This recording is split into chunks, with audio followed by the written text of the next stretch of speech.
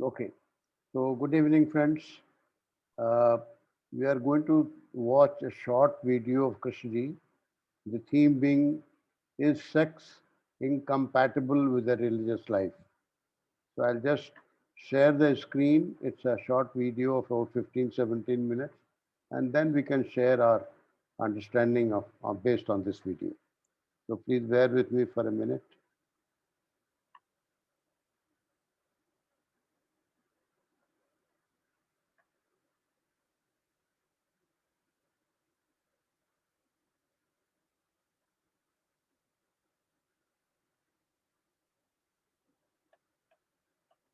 Can you all see the video now?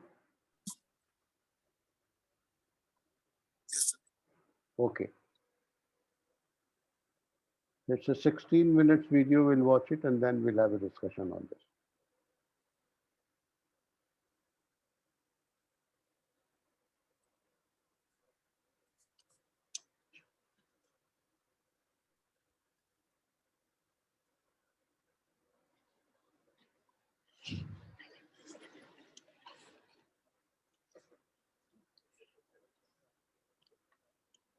Is sex incompatible with a religious life?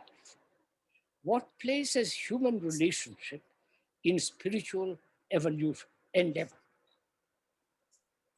Is sex incompatible with a religious life? What place has human relationship in spiritual endeavor, right?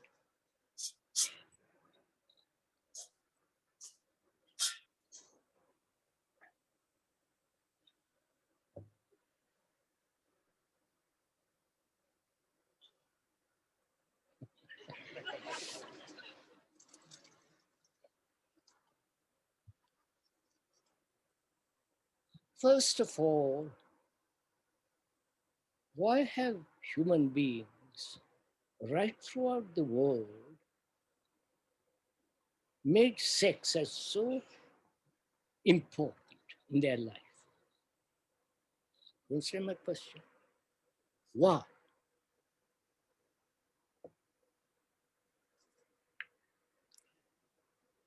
Now in the West, it's permissive.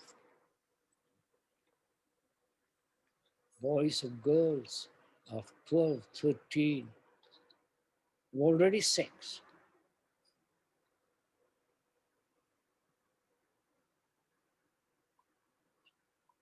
And one asks, why have human beings throughout their activities, throughout their life, made this thing as such a colossal importance?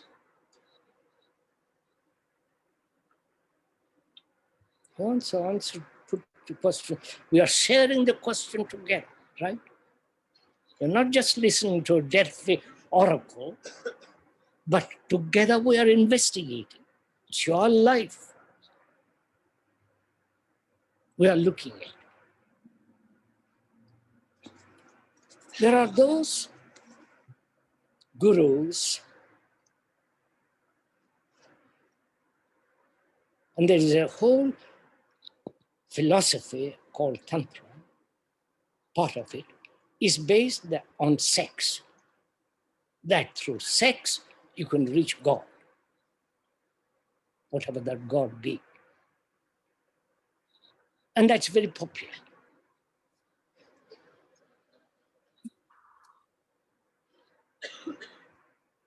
And there are those, like the monks, the Indian sannyasis, and the Buddhist priests, have denied sex because they have all maintained that it's a waste of energy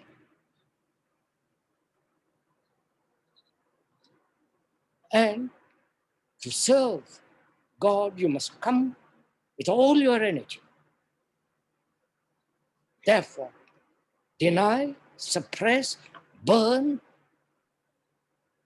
inside yourself with all the demands, but suppress it, control it. So you have the permissive and the so-called religious suppression, and those in between who enjoy everything. Both sides, they have their one foot in this and one foot in the other. Then they can talk about both things and see that if they cannot harmonize the two together and find God, or whatever you want to find. Probably you'll find at the end of it a lot of nonsense. So we're asked, why has man, woman, made this sex business such importance, right? Why don't you give the same importance to love? You understand? To compassion. To not to kill. Why do you give only such immense value to sex? You're following what I'm saying? You have wars, terrors, national divisions,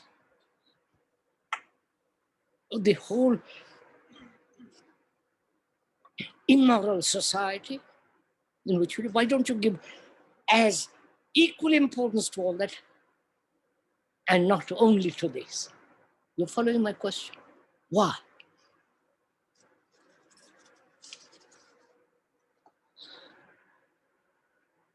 Is it because sex is your greatest pleasure in life?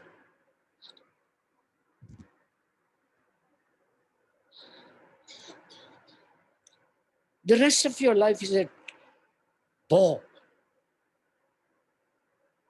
a travail, a struggle, conflict, meaningless existence. And this at least gives you a certain sense of great pleasure, a sense of well-being, sense of, what you call relationship, and what you also call love, right? Is that the reason why we are so sexually crazy? Go on, sir, answer yourself. Because we are not free in any other direction. You have to go to the office from 9 to 5, where you are bullied, where there are bosses over you. You know, all that happens in an office, or in a factory, or in another job, where there is somebody dominating you. And our minds have become mechanical. Are you following all this? We repeat.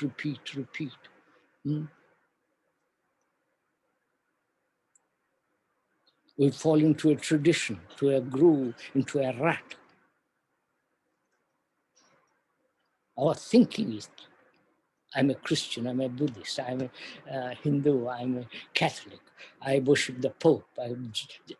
The whole thing is clearly marked and we follow that. Or you reject all that and form your own routine. So our minds have become slaves to various patterns of existence, right? So it has become mechanical. And sex may be pleasurable, and gradually that too becomes mechanical. So one asks, if you want to go very deeply into it, one asks, is love sex? Go and ask it. Is love pleasure?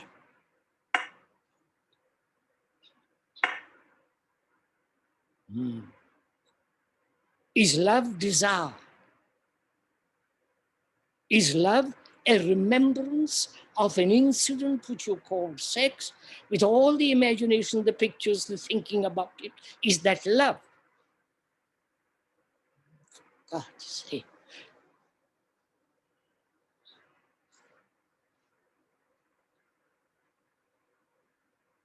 Is love a remembrance?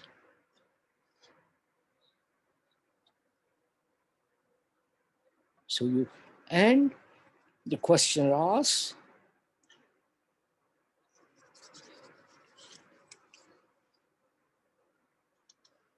not I've forgotten where it is, where it is.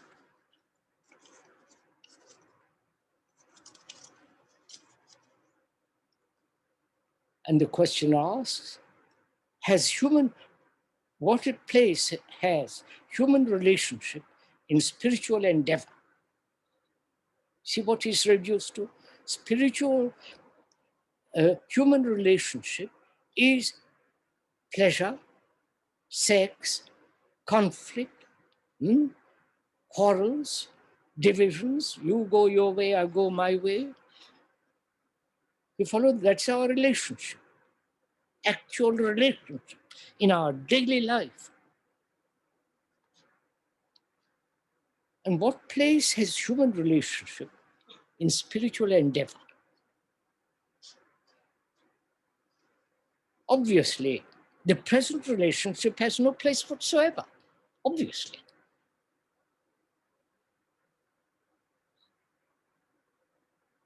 We are jealous of each other. We want to possess each other. We want to dominate each other. And so there's antagonism between each other. One is sexually unsatisfied, therefore you go to somebody else. And in that sexual relationship, there is loneliness. Right, all this. And always seeking your own pleasure. Is that all love?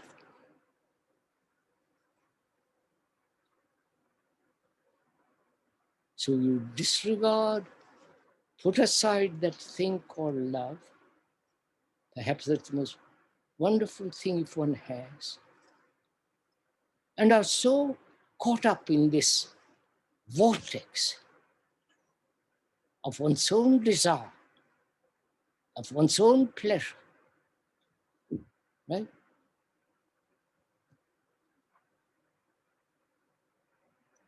So we are always wanting not only sexual satisfaction, but gratification in every direction, which is based on pleasure. And that we call love. For that love will kill each other, right? Love of the country. Please. So, when you're at the end of this, you say, why has man, woman, given this one thing so extraordinarily important?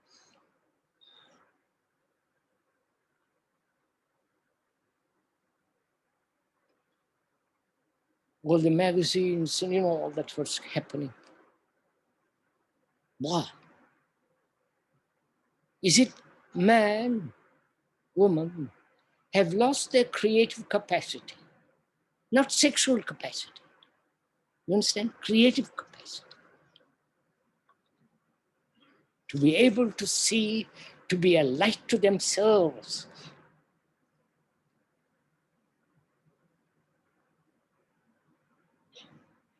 Not to follow anybody. Not to worship any image, illusion, belief.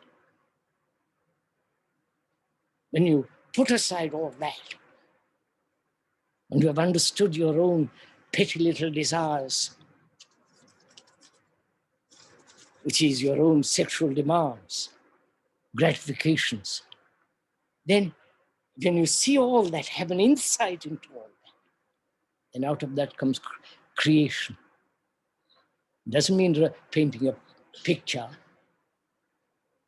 writing a poem. That sense of ever freshness, you understand? Having a mind that is fresh, young, innocent all the time, not clouded, burdened with all kinds of memories, dissatisfactions, fears, and anxiety. You know, when you have lost all that, there is a totally different kind of mind. Then sex has its own place.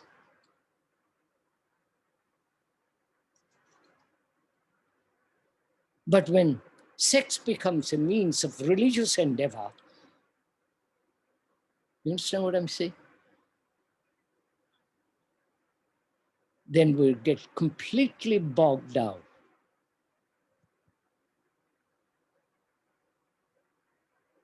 Apparently, we don't have that quality of skepticism.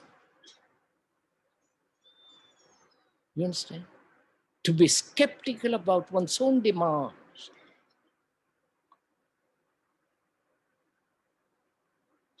To question, doubt these innumerable gurus. And doubt also becomes rather dangerous. Because if you don't hold it, then you doubt everything. Then there's no end. It's like having a dog on a leash. You must let it go occasionally or often so that the dog enjoys himself, runs about. In the same way, doubt must be kept on a leash and also take away the leash. So the mind is, mind being your heart, your brain, your emotion, everything active, not just directed in one direction, which is sex, sex, sex.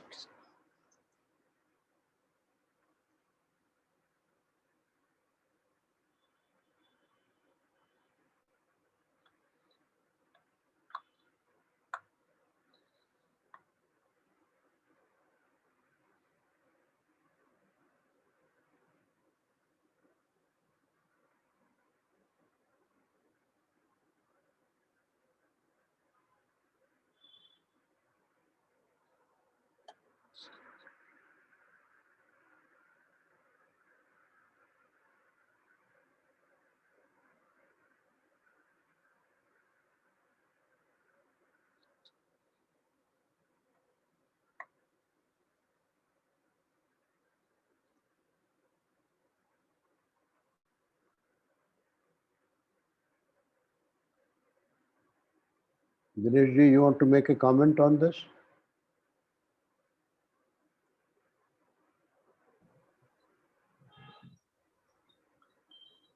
Are you able to listen to me, sir? Yes.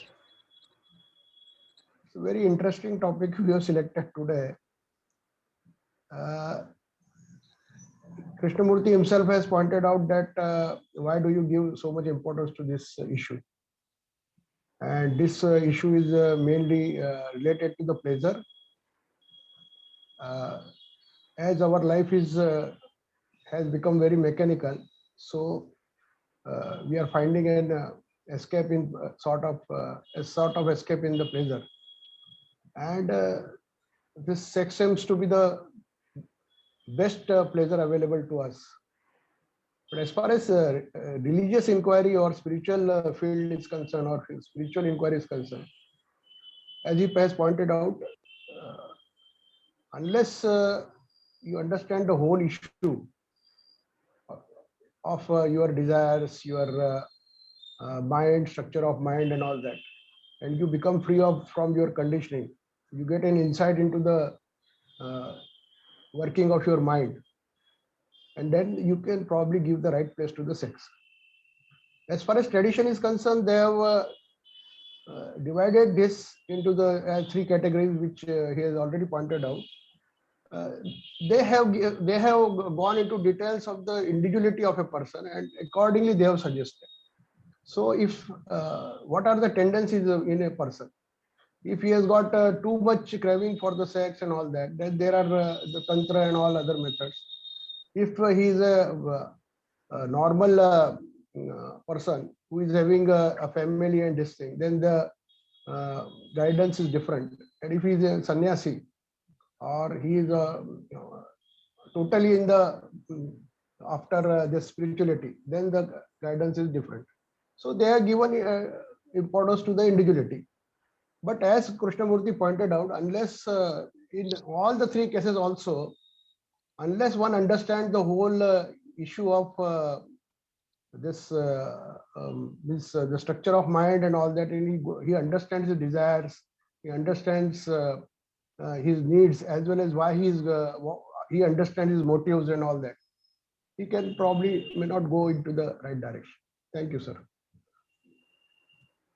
Thank you, Dinesh. I think it's important to understand desire basically, and sex being a physical need, a biological need. One should not condemn it or go after it, because if when you really go after it, you create an industry, all those pornography films and magazines and all that. So it's very important for us to see sex as a part of life, a biological need like anything else. And it's a desire which has to be watched. And any desire, including sex, if we are really after it, then it creates problems. Then, as you said, finding the right place for all these things becomes very, very difficult. Yes. So it's important to be aware of what is happening, just watching your emotions on day-to-day basis in our relationship. That is what he's pointing out to. Yes, can I say something here? Yes, please. He has also pointed out that this is directly related to the depletion of energy. What total energy are available to you in a moment, and or in a particular zone of time period, and in how you are utilizing it. So tradition has given a lot of importance to this, that how you are utilizing your basic energy. Of course, there is a depletion of energy in if you involve more in sex. So they have warned that you should use it judicially. And now, when they say judicially, but Krishnamurti has explained in details where we are using or where we are going wrong, or we are become mechanical in, say, in our daily life. So where we are wasting our energy, and then we get bored, and other issues are there, like we are tired and all that, and then we go for escape and give importance to sex. I think this is a very easy explanation.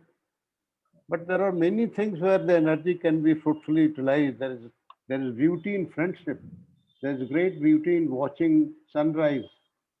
Why does that not affect us? That not interest us? So those are the issues that one has to ask individually. There can't be an answer for all. So energy will flow where we have interest. If our interest is only sex, then of course it will go to sex. But there are many areas of interest where energy can flow, provided we are deeply interested in. I think Dakshina Murthy sir wants to say something. Yes, sir. Go ahead. Unmute yourself. Good evening to all. Am I audible, sir? Yes, you are. This is a very important subject. Self is a biological need, and all living organisms do have sex. That's how we propagate the species. Without sex, the species will come to a logical end completely. So there's nothing wrong with sex. Only problem is too much of sex definitely distorts everything, and there is nothing wrong with the act of sex. The problem is elsewhere, because in the act of sex, the self is absent, self-abnegation. That means you have complete happiness, you have joy, because the self is absent.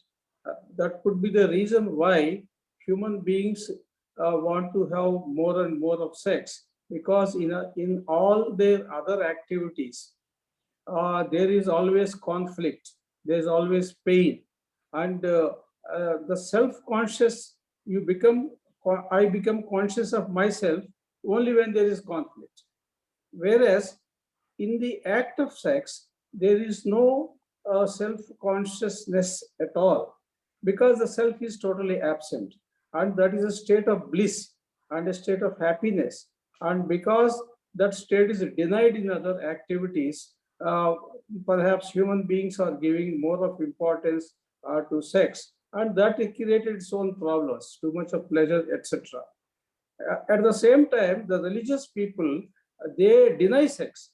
That is also not correct, because it's a biological need, as Mr. Dubey has pointed out, and the human race cannot propagate unless the sexual intercourse is there among the human beings. Then Krishnaji is telling in the video about love. Why you give so much importance to sex, and why not to love and compassion and other things? That definitely one has to look into, and because we don't know what love is, that is the whole problem. But we know what sex is, and in that act there is that denial of the self, and so there is complete happiness, and so human beings pursue that more and more, creating their own problems. The sex is actually thinking is creating the whole problem, because it wants to have more of it, and that is the difficulty with sex. At the other end, like the religious people, denying sex is also not correct. And also Krishnaji is talking of tantra, where through sex they want to reach God. That is also creates a lot of delusion and difficulties. So there has to be a balance in all these things. That's all from my side, sir. Thank you. Thank you, Dakshina Murthy. I think, as you rightly said, sex per se is not bad. It's the thought behind sex which creates problems, difficulties. Because if there is a desire, you want to have more, and then then it goes on, and all kinds of things. The whole industry, the pleasure industry is created by sex and sexual objects. So I think instead of taking the easy route of indulging in sex because it dissipates energy, it gives pleasure, I think one has to find out what are the other things where the self is not present. When you play with a small child, where is self? There is no self there. You read a book which interests you, there is no self at that point. It gives you pleasure. So I think finding the right place for pleasure is very, very important. I think Shakti ji wants to say something, but he has a problem with internet. Shakti ji, please go ahead. We'll just hear you. Unmute yourself. Yes. Reaching, sir? Yes, we can hear you. Yes. Yeah.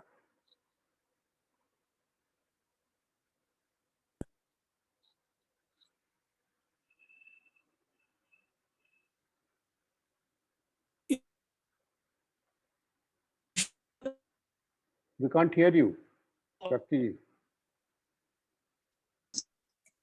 No, sir. Yes, we can hear now. Yes. Can you? Yeah. So the problem is, as Dakshina Murthy ji mentioned, is the sexual thought, and it is some. Shakti ji, your voice is breaking, and suddenly it has stopped now.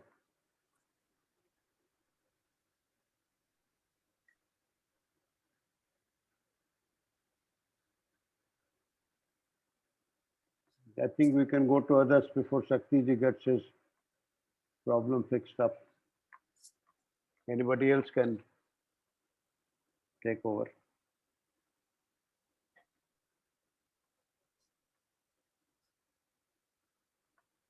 Yes, Mr. Rama Rao. Unmute. Sir, Yeah. in this video, in one sentence, it said that the pattern, the brain, the mind is slave to the patterns of the brain. The sentence, it says me, I want some exposure from the Vermaji, because this patterns, it is a biological by nature, or something it is means like created after entering into the so-called world. That is my question. Verma Saab, please. Yes, sir. Good evening to all of you. Am I audible, sir? Yes, you are. Yes. Okay. Okay. First, I take up what came to my mind about sex. It's a complementarity and merger in one. I take sex as complementarity and merger in one another. Momentary freedom from individual self. Momentary, even Dakshina Murthy talked about it. A perfect natural activity, instinctive and based on involuntary impulses in us, release of hormones and rest of it. Whether it's relationship with love, whether we take sex equal to love, that is what our understanding. Whereas so-called religious and religion and religious life in is almost based on entirely on human mind, based on conditionings towards the ultimate, based on what mind thought. And that's why there are variations, a variety. In religion, you'll find varieties based on the variety people's thinking in different locations and time. So this question is basically natural order, which is universal, versus man-made and hence limited way of life, so-called religious life. So-called religious life. JK talks about religious life in an entirely different way.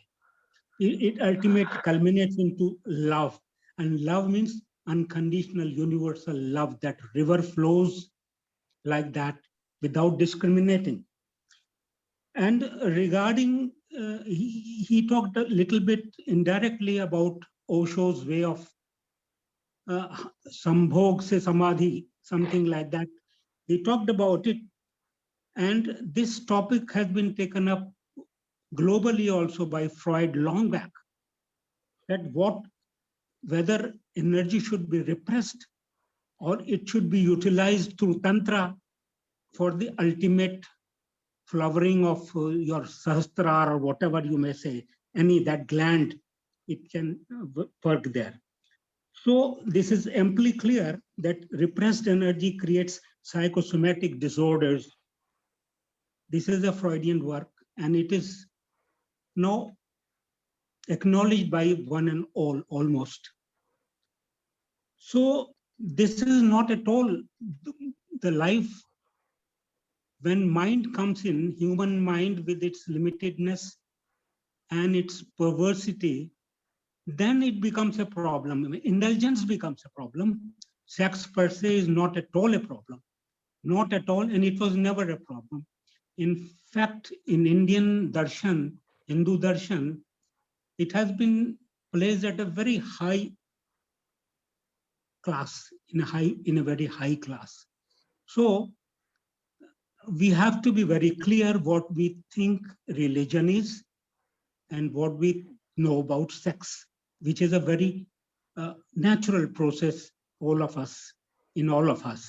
So then on anything beyond certain limits, when the balance is, when there is no balance, ultimately creates problems. So the compatibility and incompatibility is a question, what balance we think we have in our life. Otherwise, sex is very normal, very natural, and it may not necessarily deplete the energy, I will say. If it depends, the meeting of male and female, what type of quality of sex. There are a number of examples where through this they have achieved certain states, but that's a very complicated and difficult line of thinking. Let us not go into that, but otherwise sex is pretty normal, and religion has always, there is a fragmentation. Religious is fragmentary. This is very clear to us now. Thank you very much. This is what I have to say. Rama Rao's question, I don't know what question he has. Can I repeat? Please do that. Please do You that. see, in that video, one sentence, the Krishnamurti said that the patterns of brain, one has slave to the pattern of the brain. What is that meaning of that? It's what usually, if we are attached to the pleasure and we want it again and again, then we become slave to our mind. You see, if we are attached so much, we are obsessed with sex, then it becomes a problem of the mind or brain, whatever you may call. That is indulgence. And then when you overdo it, naturally, then there is depletion of energy. So it affects like that brain. it may form the patterns? Yes, sir. Like that it may form the patterns of the brain? Exactly. I don't know what do you mean by making patterns. Whatever, whenever you repeat certain things, we assume that there must be a pattern in the brain. That's why, which is insisting on us, which is demanding on us every time to have the same or similar pleasure. That is what I think. That must be patterns are basically habits, Mr. Rama Rao. Yes. That may be. That may be. So this is there is nothing wrong. And forget about what in that video, whatever limited time he has explained certain things. We have to take it to ourselves, each one of us. What do I think about religion is? What do I think that sex is? What sex has done to me?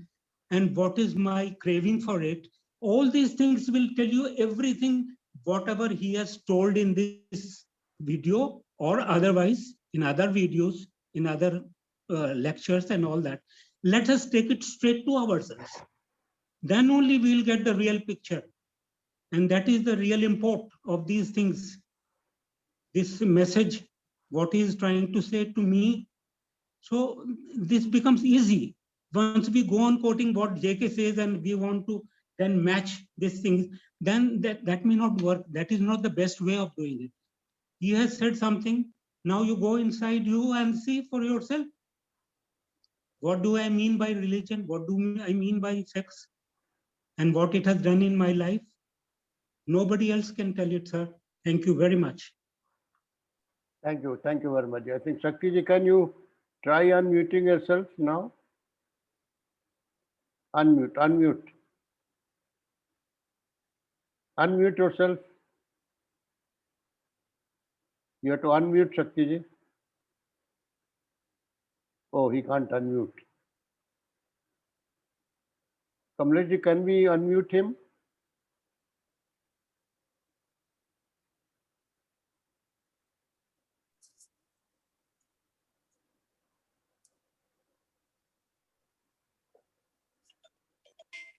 Okay, we'll hear him later. Yeah. Okay, you are unmuted now. Yeah. Yes.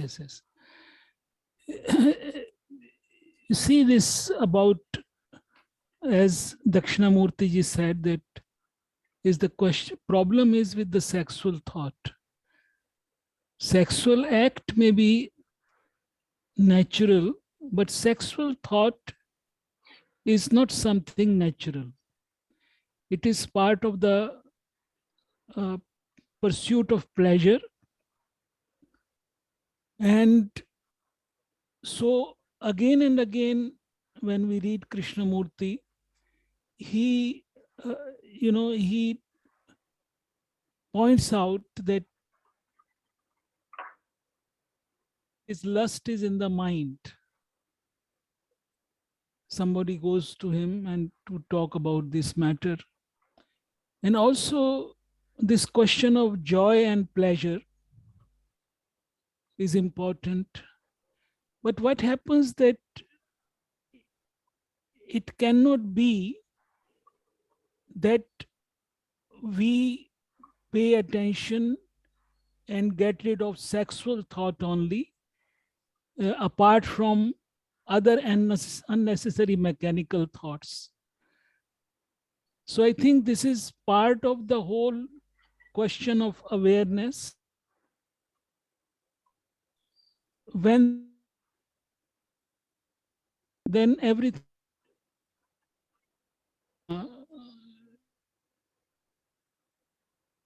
thinking a very difficult thing to it problem when it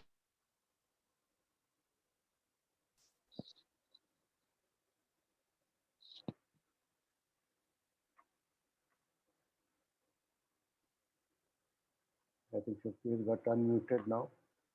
But that's okay, he's finished.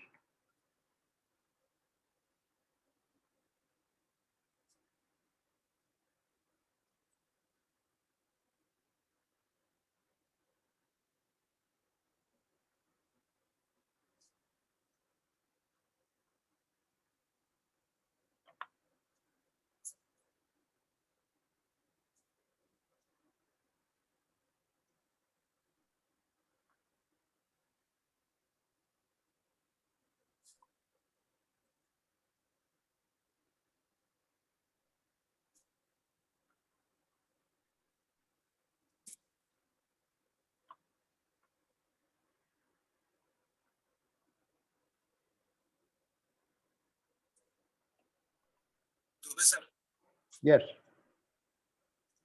Ramkrishnayerra sir has joined the meeting, so you can ask him to say something. Who?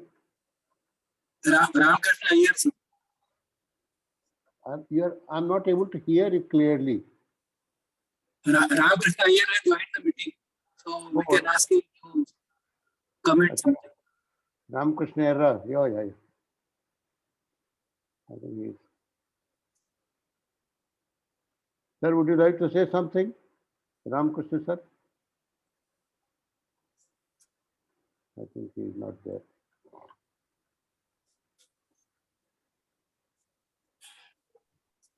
Sir, a little later, just now Okay. joined.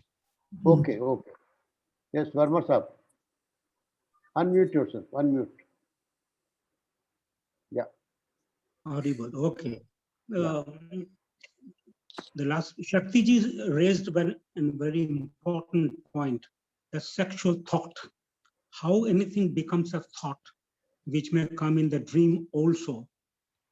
JK has talked about it and we have understood through him only that incomplete events become thoughts. And especially if it is associated with pleasure, something which we like, then we demand it again and again. So this thought is based on that incompleteness, which partly may be natural. Otherwise, why would that feeling of sex will come again? Even naturally, in Grastashram, whatever it is, there may be a rhythm, circadian rhythm in us that brings it back to us without thought. But sexual thought is something which we have to be very clear about it, why there are thoughts and why we demand it again and again. That is probably because of the incompleteness of the event. Thank you very much. Thank you. Shakti ji wants to say something. Unmute. Yes. Unmute Shakti ji. Unmute yourself. Unmute. You are muted again. Shakti ji, you are muted. Yes, Unmute. yes. Yes. Now, yeah. Now It's you're the okay. problem with the internet, is becoming something. But the thing is that, you see, it is not possible to think about sex and be aware. They are incompatible. This anybody can, test it out. It is only in the moments of unawareness that any subjective imagination, it can be about anger also. For example, I want to be, somebody is not good with me, and perhaps I want to be aggressive to him, but I cannot be aggressive.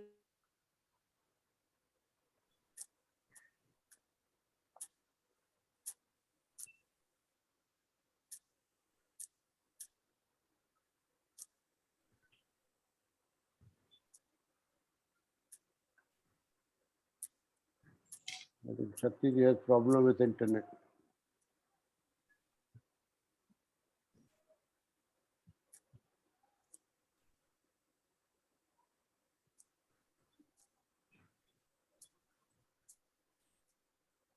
Yes, Verma sir, please go ahead. Yes, sir. I heard Shakti ji, he was talking about this thing, about thought. We have to think why certain thoughts come to us again and again.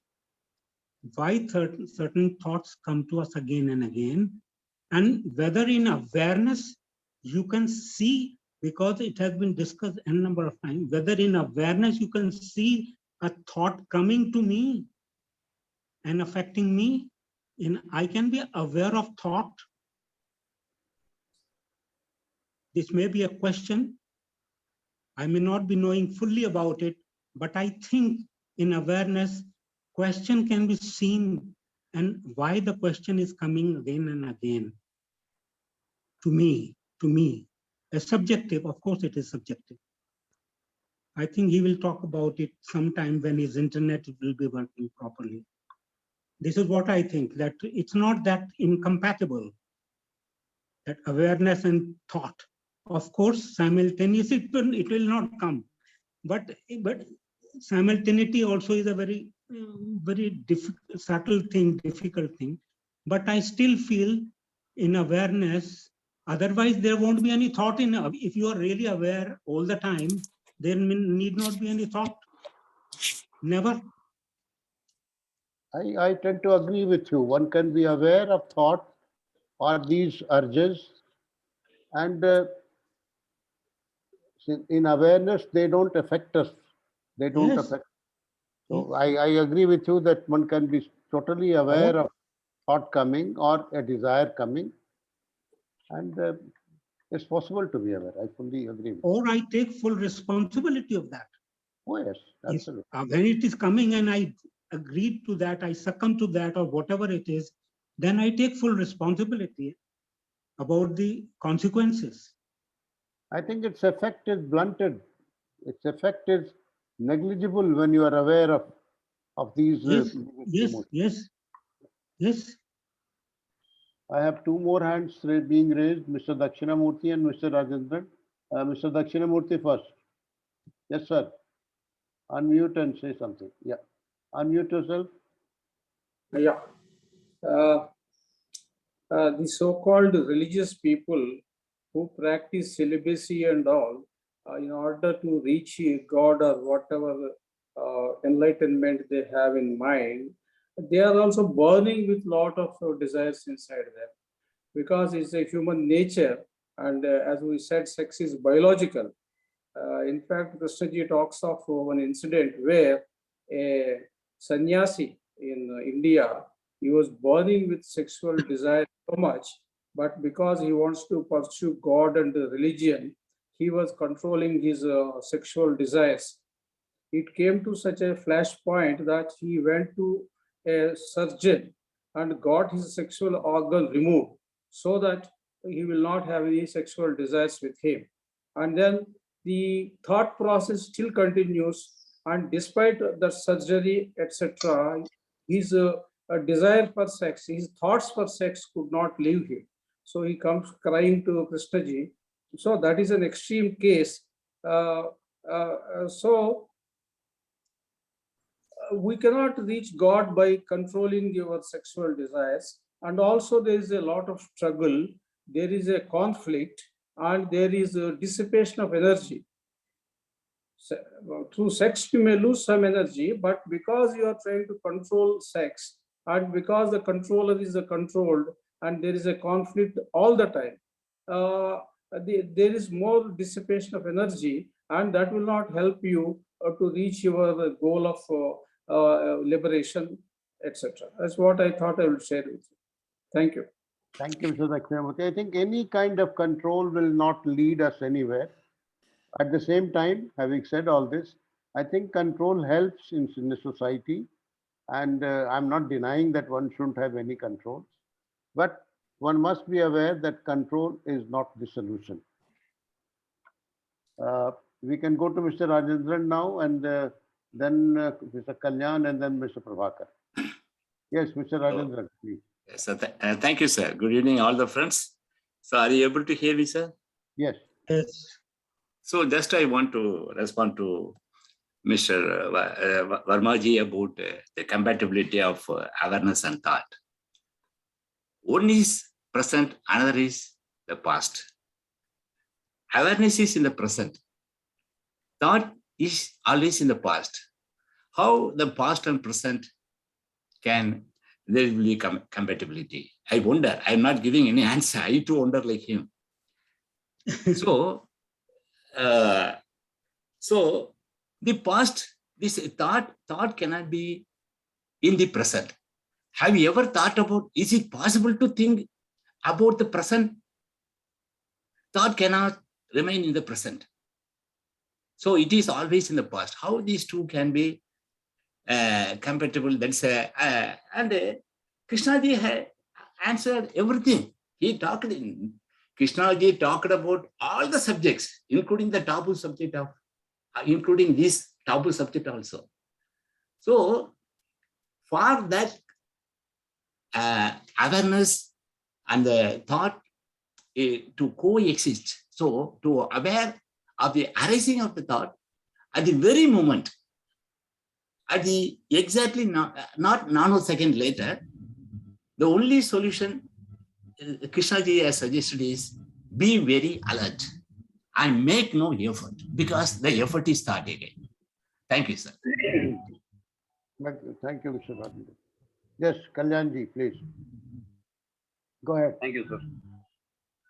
I'd like to share some understanding about the same topic, what Shakti and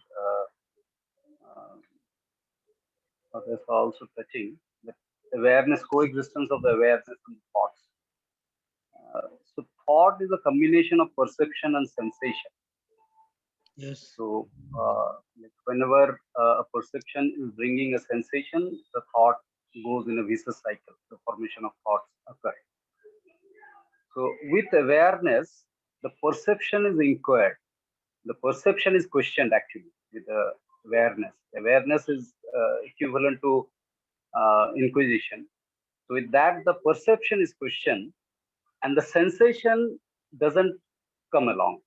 The sensation is dissolved. So sensation and awareness, sensation out of perception and awareness cannot stay together. That's what was coming to my mind. Like the sensation and the awareness, sensation which is triggered by the perception and awareness are contradictory to stay together. Another point I would like to touch is the aspect of biological needs. When we say sex is a biological need, many times it creates a confusion equating with the hunger. That it's as good as hunger. It's a hunger of the body or something like that. Those stories also we keep on telling. But we need to, technically, we need to understand the difference between hunger and sex. Hunger, which is out of a scarcity in the body, and sex is out of surplus in the body. So both are not the same. And surplus need not to be thrown away, because body has got a transmuting capability to use the fluid in other requirements of the body. So that confusion needs to be clarified with the understanding of this hunger, which is a trigger out of scarcity in the body. We need something from outside, and sex, we throw something from body. So it's out of surplus. So I wanted to touch these two points. Thank you, sir. Thank you. Yes, Mr. Prabhakar, unmute yourself.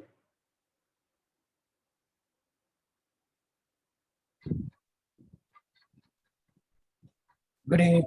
Good evening to everyone. Good evening. Yeah, today's topic is really we are, most of the participants, we are above 60 and 70 plus. I think if sex is a biological need, we might have gone through it for 40 to 50 years almost. If it is a biological need, why we are incompatible with sex even now? Let's talk about, not talk about Krishnamurthy, what he said. It's from his own mind, from his own thing he talked. But let's come to our own thing.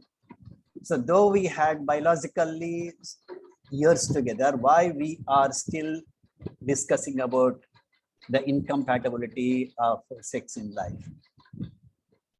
I think it is mostly because it has become mechanical, or escape, or what all the things that we have talked. But still, is there anything in our lives better than that, even in thinking process also? I think now the biological process is over for most of us. Even in thinking process also, is there anything that can give a better bliss, as some of our friends have said? Because sex gives us a bliss at a particular point. So is there anything in our lives that gives a kind of a bliss for us to continue? Or else did we ever have in this biological part of it for such a long time, did we ever have any bliss? Did we touch that bliss? Because once if we touch that bliss, you need not go for it second time. You need not repeat it. It doesn't become mechanical. Bliss is not mechanical all the time. So I think somewhere every listening Krishnamurthy and all that, we are not able to look into sex as Krishnamurthy has been talking about. Because we can't think like Krishnamurthy, or we can't live like Krishnamurthy. We are in different lives. So this life is attached to us, and biologically and other ways also we have to live, and we have to survive, we have to go with it. So sex cannot be kept aside, but it cannot be carried on our back for a long time, years together, as a psychological thought, or whatever process we call it. Then as Krishnamurthy, one word, why it is becoming more important? For us, I think there is nothing else that gives us bliss than this. And it is freely available for a married person or something like. So this compatibility is giving us a continuous process, and that is giving us not to touch that bliss. That's why it becomes mechanical, I think. So this compatibility, it carries on, and from instinct to thought we have developed. When sex stayed as a thought, then it continues. When it stays as an instinct, so it is something different. So we, all the time we make everything as a thought process. And as Mr. Friend said, thought is always the past. So you want the past one, you choose the past one, and you want to have a better one for that, and a better bliss or better experience. And the one which we say, so better compatibility. So through sex, we want to have better compatibility. The problem now, another problem arising now in youngsters is the better compatibility in sex. With this, with that object, with this object. So now this is becoming a problem for everybody because of this finding compatibility in a particular person, and where that one thinks that again the beauty comes, and the beauty makes a person more compatible in sex. I'm talking about the physical beauty, what people think about it. So this all is becoming a big mess for the youngsters as well as the elders also. And the problem, we are making it actually. And as Dubey sir said, when we were child, why did not it affect?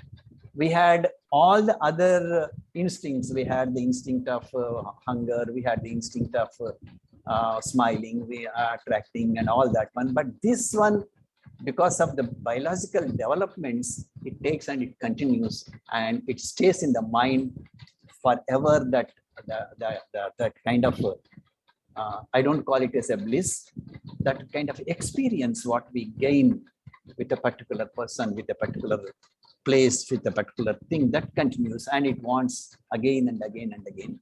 That we have to go with a little awareness why it is coming. It is individual. It is totally individual. My awareness cannot be of yours and yours cannot be of mine. So that's about my feeling, what we conclude about. Thank you, sir. Thank you, Mr. Prabhakar. Thank you. Yes, Verma sir. Yes, sir.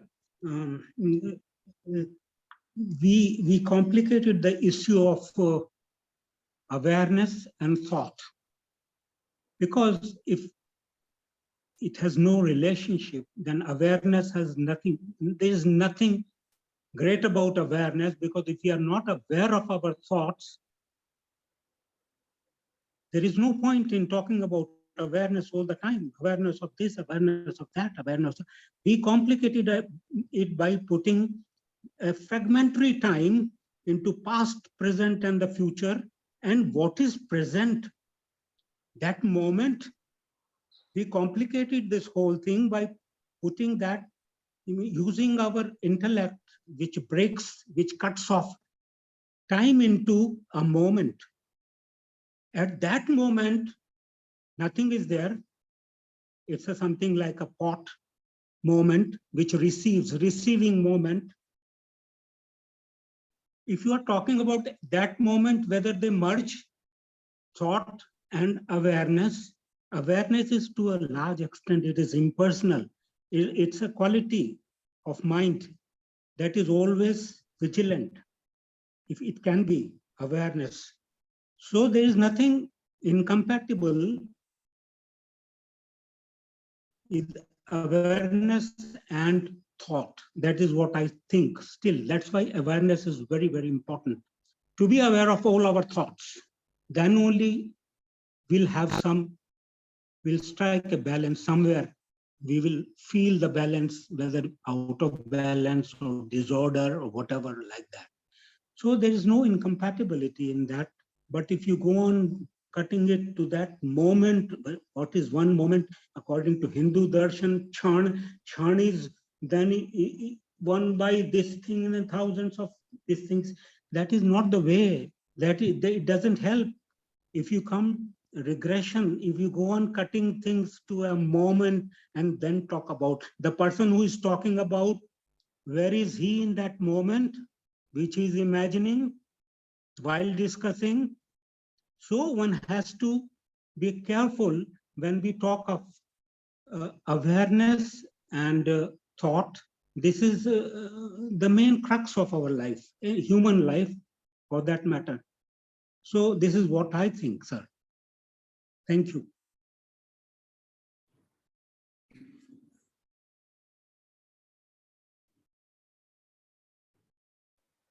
Yes, Ramkrishnayerra, sir.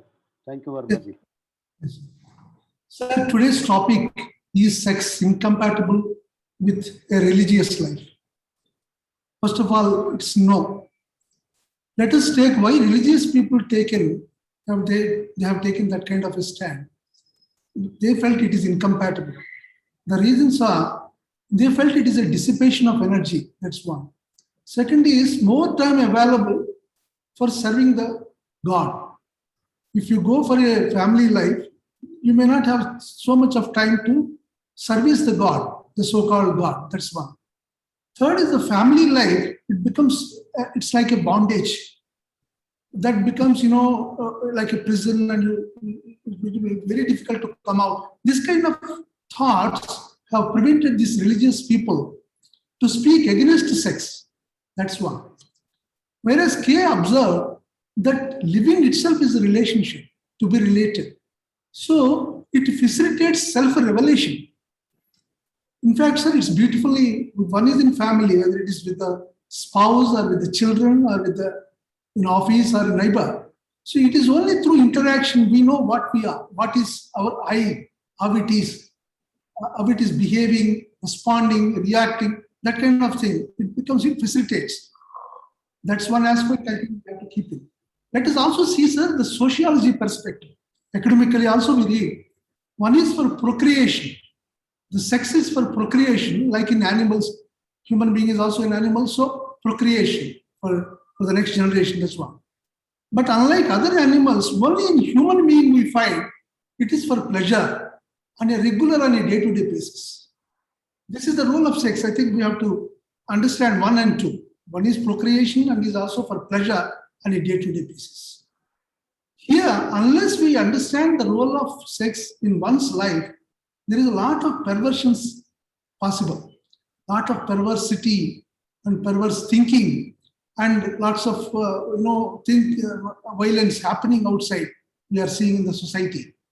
In this context, from Andhra Pradesh, there is one Dr. Samram, he's a sexologist. Right from 1974, he has been educating the Indian society on this role of sex. He has very, very clearly cleared the apprehensions of the people, whatever is in the mind. Earlier, he used to write in the newspaper. Now he's writing in the weekly magazines. He's a very popular sexologist from Vijayawada. So these kind of things are needed in the society, or otherwise lack of self-knowledge, like what we feel in K. And sex is a very, very important role it plays in one's life. We need to understand, as Dubey mentioned now, what are the other areas of pleasure we can pursue, like reading a book, listening to music, playing with the child. So these are all certain things which gives very healthy. In fact, there is one famous cine actor, Dr. Akkineni Nageshwar Rao, maybe some people know. He used to tell how to, during this teenage, as we know, because of the hormonal aspect, a lot of energy release is there. So he used to say cultural renaissance is needed. If you take Tamil Nadu, people go for various, like one singing, one cultural, one art they go. For a sport, they go for swimming or for a game. Apart from studies, that kind of thing, if it is there, it's one kind of release will be there.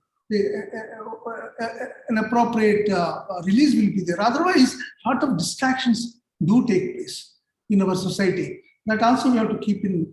And lastly, I feel Abdul Kalam used to say, why he didn't marry? He said he has no time.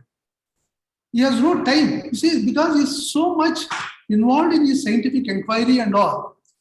Because that has given him a lot of pleasure, joy, happiness, everything. So he felt there is no time even for family life. So that is also, that's called pure exceptions. The so-called religious life, you know very well what kind of things are happening. Either the syllabus when they take, lots of breaking. Wherever there are controls, always breaking. That we find in the news every day. Thank you, sir. Thank you, Ramkrishna sir.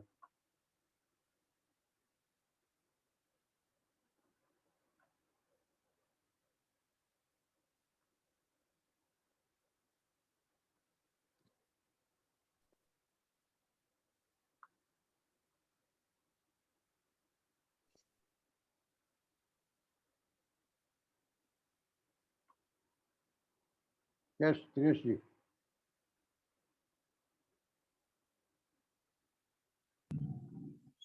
Are you able to listen to me, sir? Yes.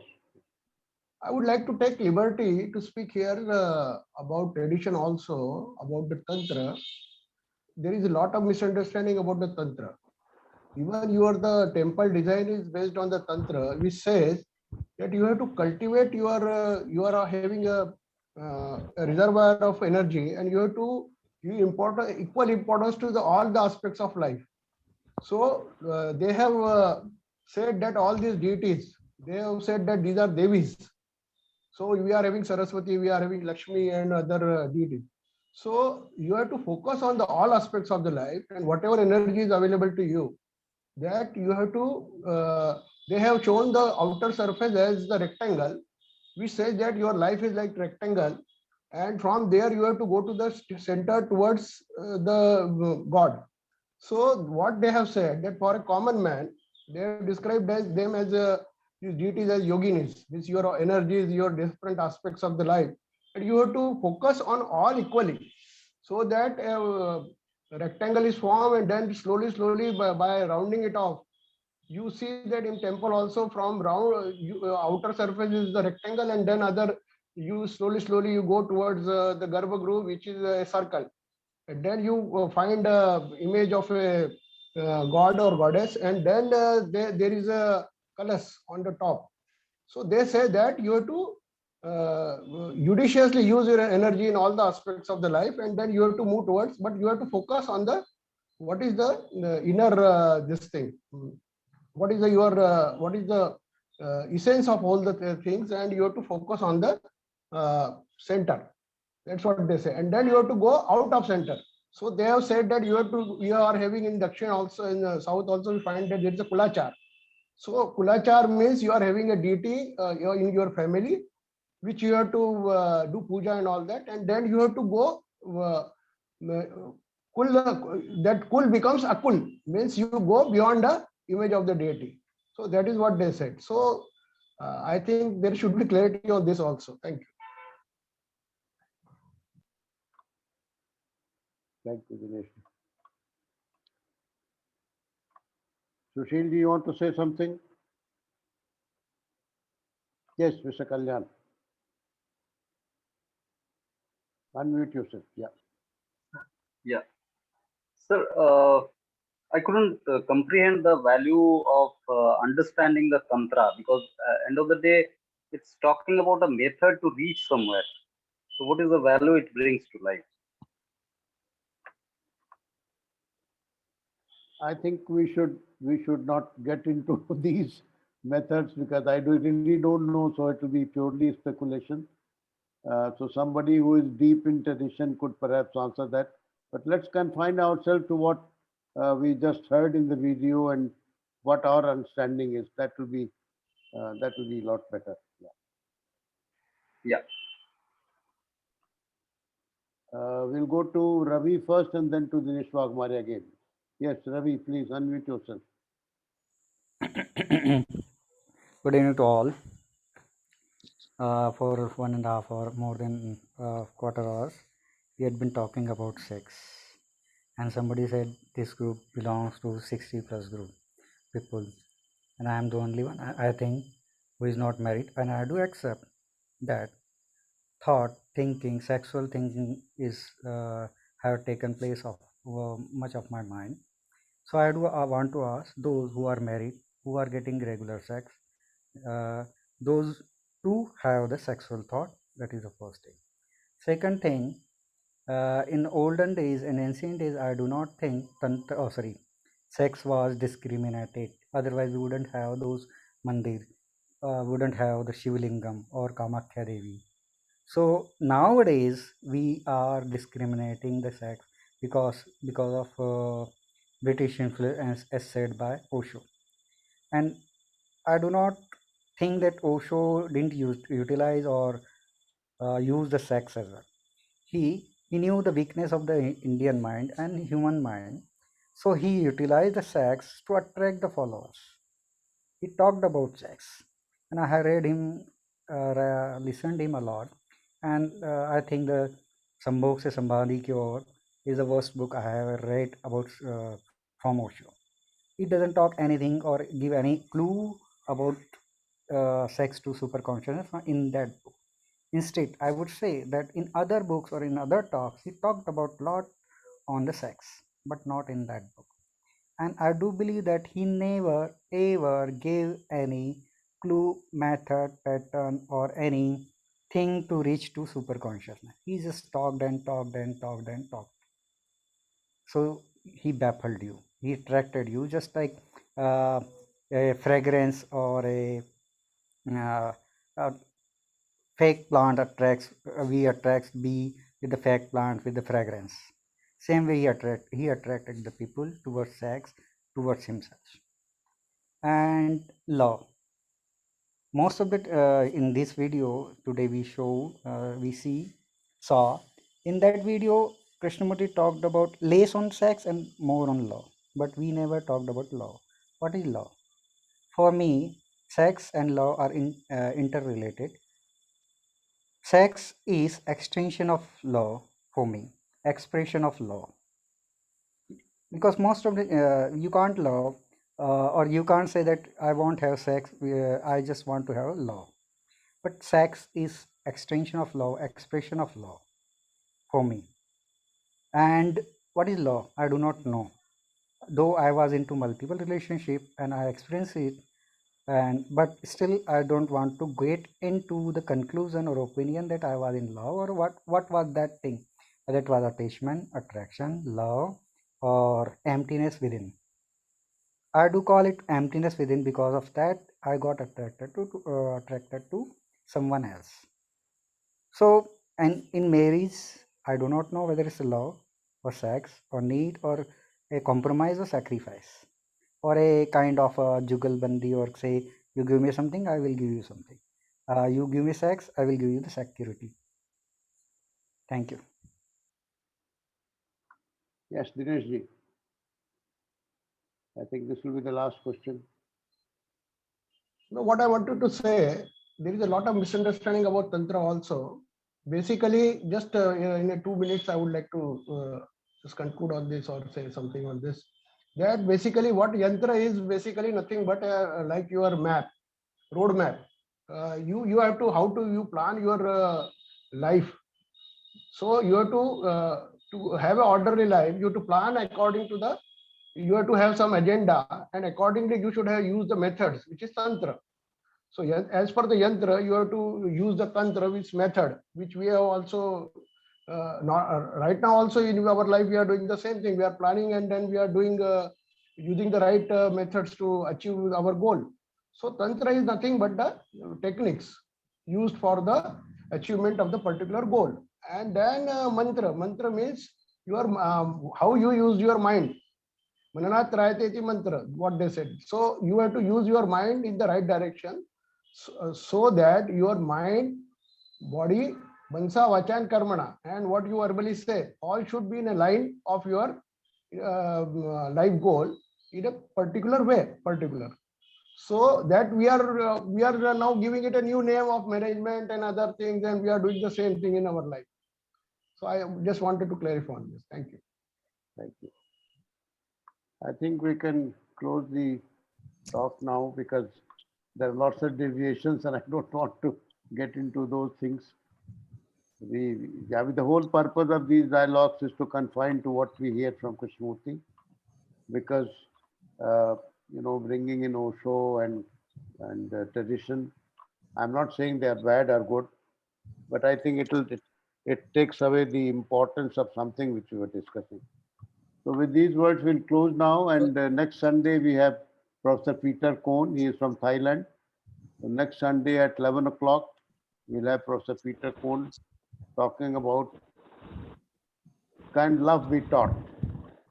So those who are interested in the topic, please do join us. Thank you very much. Good night. Thank you very much, sir. Thank you, Dubey.